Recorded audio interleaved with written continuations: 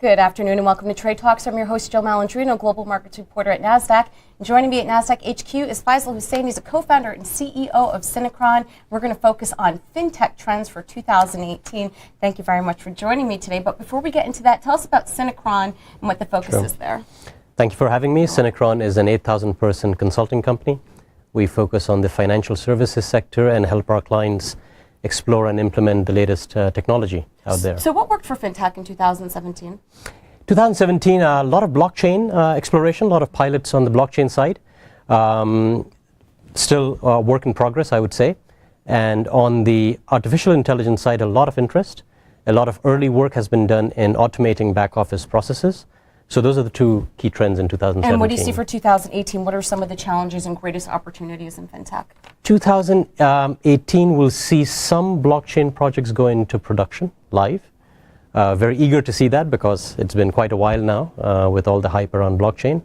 But we do think that 2018 will be the first year of live work on blockchain, except, of course, Bitcoin, which is what everybody knows. Well, what are some of the examples of the project that could potentially be going live? You will see blockchain implementations around topics like trade finance, debt syndication, post-trade settlement. Yeah. Right. So is there a unique focus on financial services as it relates to blockchain?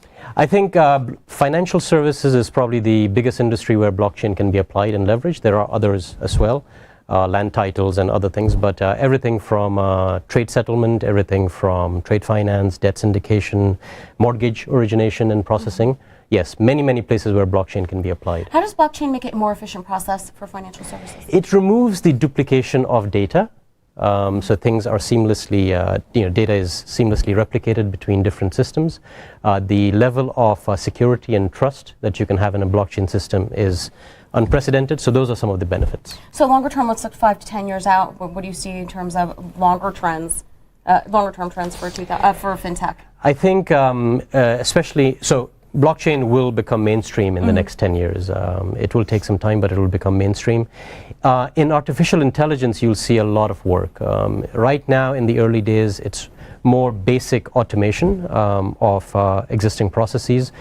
In 2018 and onwards, you will see companies leveraging really advanced cognitive solutions to implement new ways of doing fraud detection, anti-money laundering, customer analytics, generating natural language through machine, not written by a person. It almost seems as if we're in the data collection phase right now, and now we have to figure out what to do with all this data. Is that what the longer term goal is? Yes, whoever has the data and whoever can mine the data for insights and actionable intelligence will win. So that's like either blockchain 2.0 or the next thing. Well, that's more data science. Right. Yeah, you can mix blockchain and AI and data science down the road, but right now it's all about creating that data science capability so you can understand and predict what customers are going to do, who is going to possibly buy a house in the future so that you can start selling mortgages to them ahead of time before somebody else does.